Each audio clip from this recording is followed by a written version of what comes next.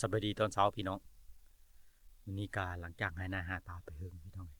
ไปถ่ายคลิปเพื่อพี่น้องเบิ่งได้หึงเลยพี่น้องเพราะว่าช่วงนี้เนี่ยมันบ่มีเวลาปูยาพี่น้องเลยปูยาหักก็แล้ววางสองทำมือนี่วันนี้ก็เลยมีโอกาสได้ถ่ายคลิปเพื่อพี่น้องเบิ่งพี่น้องวันนี้นี่ว่าสิพยายามเฮวพี่น้องเลยเสื้อเฮวหนูป้าไปตั้งแต่หนูอ่านว่าสิพยายามมื้อนี้พี่น้องเสื้อก็พูดละแทบหน้าพุ่นละบ่ได้ถ่ายคลิปเพื่อพี่น้องเบิ่งกำลังสิไปพี่น้องเลยตอนเช้าอากาศก็เย็นเย็นเหมาะลงพี่น้องอากาศอยู่ตามตรงให้ทุ่งนาพี่น้อง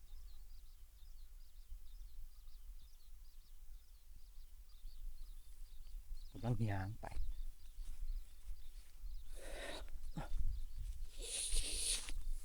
ช่วงนี้นี่การขนาดพี่น้องเลยอย่ากดมันแน่มันกะมิลิโอก้นว่านนี่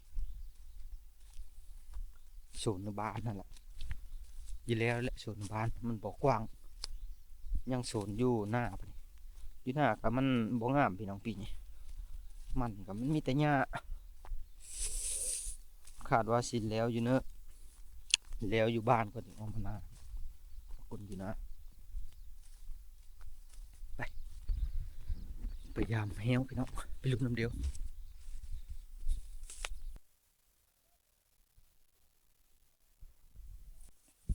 มาหอดพี่น้อง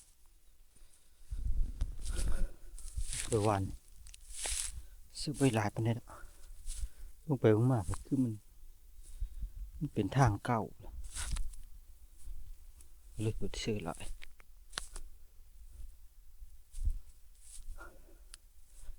ตามนี้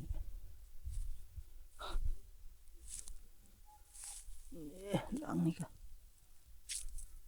เก่า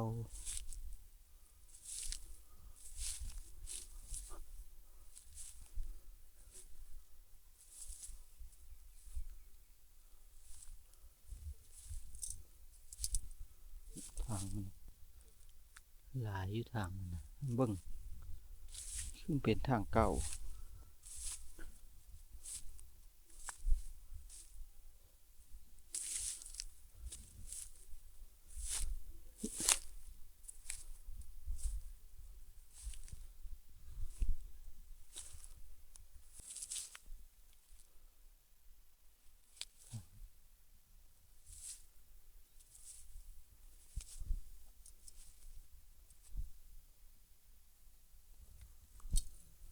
ที่สองหลัง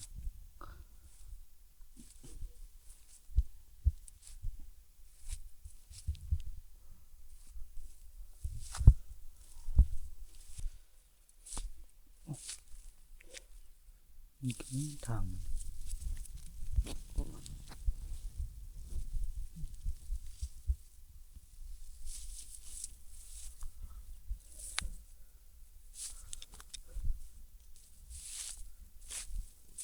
พี่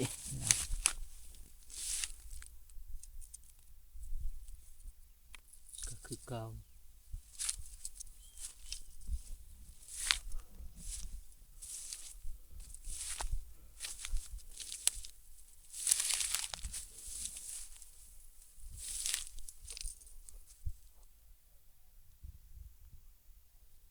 ก่อนแล้ว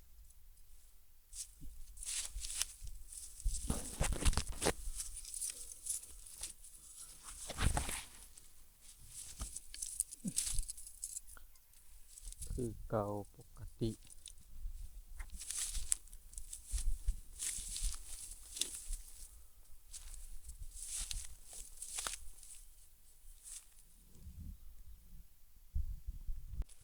บอนวิทย์อย่าไปเลยสี่หลังพี่น้อง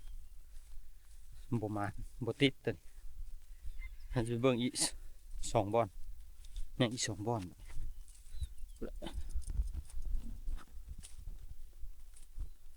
นะ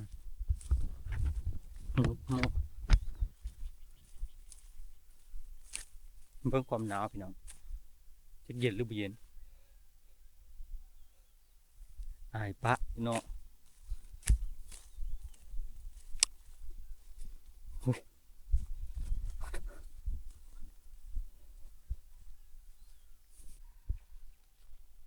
มาโซนเฮาบัดนี้บทที่2ไก่พี่น้องไก่ปัก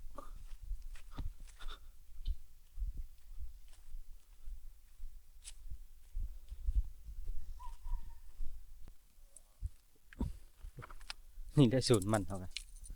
มีตั้งแต่หญ้ามันก็บ่หลายเล่มนี่จักสิได้ส่ำใดล่ะ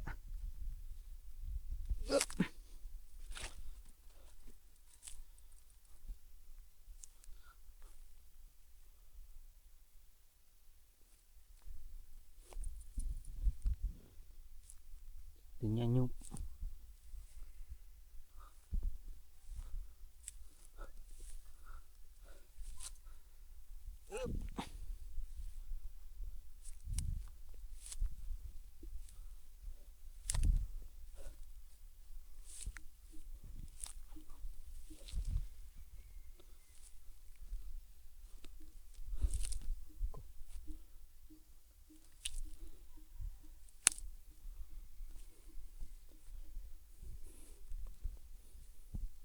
ทางมัน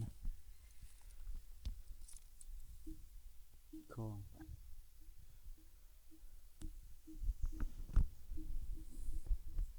แต่ก็เขาซื้อหลายแล้วแหละมีแต่บ่อนเขาซื้อไม้เขาใช้นะผู้มีปลา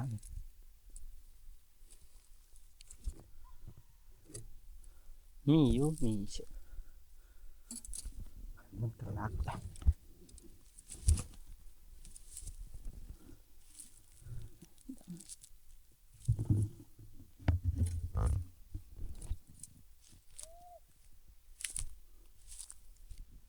เฮียกูบ่ซื้อจักโตจำพี่น้องเอ้ยมาปั่นมันบัดนี้ไปถ่ายให้พี่น้องเบิ่งเด้อปั่นมันทีนี้ก็บ่ายแล้ว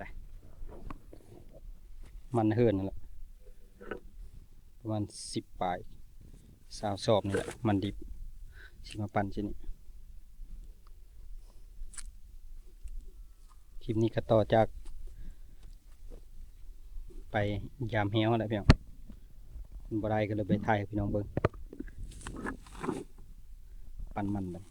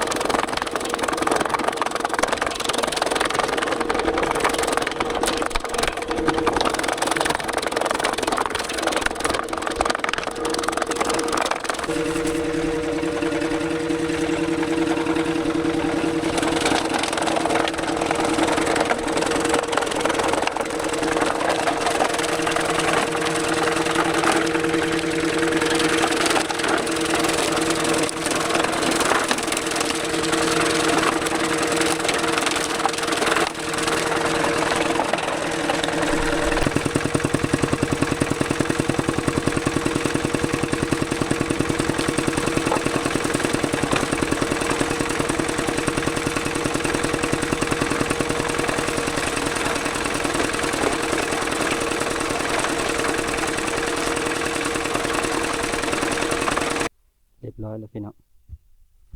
เรียบร้อยไปตากแล้วพวก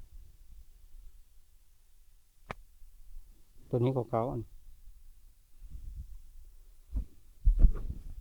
เดี๋ยวสุดท้ายเดี๋ยวสิตัดต่อ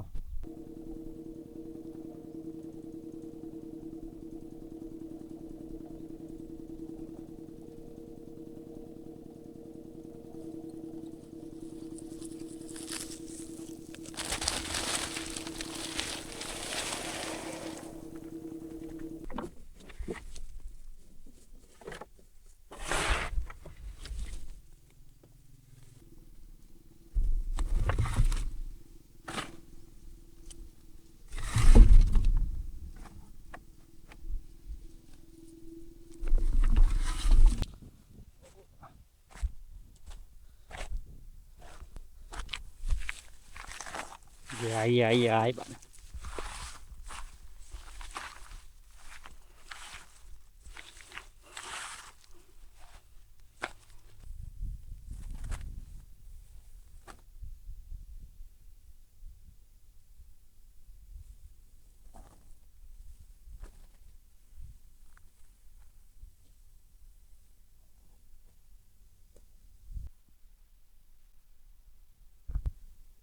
เรียบร้อยแล้วพี่น้องได้4แผ่น2 3 4อันนี้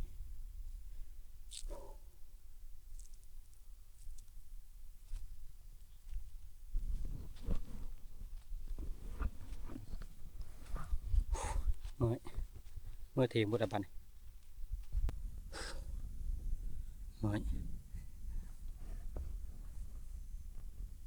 สำหรับคลิปนี้ก็สิบ่มีหยังหลายพี่น้องสิขอจบคลิปไว้เพียงเท่านี้ขอขอบใจทุกท่านที่ยังเบิ่งคลิปเฮาตั้งแต่ต้นจนจบแล้วพบกันใหม่คลิปต่อไป